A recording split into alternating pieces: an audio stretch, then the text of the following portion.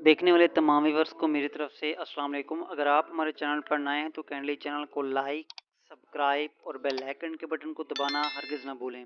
आज की वीडियो के अंदर हम आपको फोलिक एसिड के यूजेस, इसकी कंपोजिशन और इसकी डोज और होने वाले ज़मनी असरात के बारे में आज की वीडियो के अंदर हम डिस्कस करेंगे।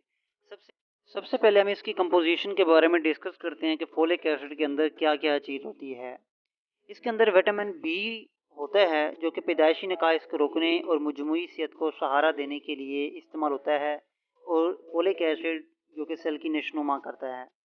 अब हम चलते हैं इसके यूजेस की जानब। यूजेस के अंदर पैदाइशी नकाइस को रोकने के लिए फोलिक एसिड टैबलेट का इस्तेमाल किया जाता है। न्यूट्रल ट्यूब के नकाइस के लिए इसका इस्तेमाल किया जाता है।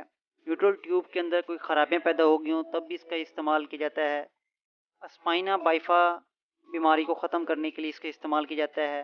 इसके अलावा न्यूट्रल ट्यूब की नशोनुमा के लिए इस्तेमाल किया जाता है। दिमाग, रीढ़ की हड्डी की नशोनुमा के लिए फोलिक एसिड टैबलेट का इस्तेमाल किया जाता है। नए खलियात बनाने के लिए, डीएनए और आरएनए की नशोनुमा के लिए। इसके अलावा फालज कैंसर जैसे ख़तरनाक मराइज़ से बचने के लिए, ख़तरे से कम होने के लिए भी फोलिक एसिड टैबलेट का इस्तेमाल किया जाता है। अब चलते हैं हम इसकी डोज की जानब। अगर प्रेगनेंसी वाली वुमेन है, उसको प्रेग्नेंट है, तो वो 400 से 800 मिलीग्राम पर डे के हिसाब से इस्तेमाल कर सकती है।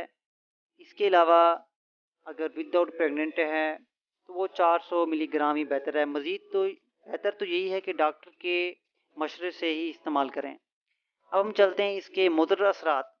आम तौर पर इसके कोई भी मुज़र असरात नहीं होते, लेकिन बाज़ औक़ात इसकी डोज ज़्यादा ले लेने से कुछ मामूली से मुज़र असरात हो सकते हैं, जैसे मतली हो सकती है, अफारा हो सकता है, पेशेंट को इसहाल वगैरह लग सकते हैं।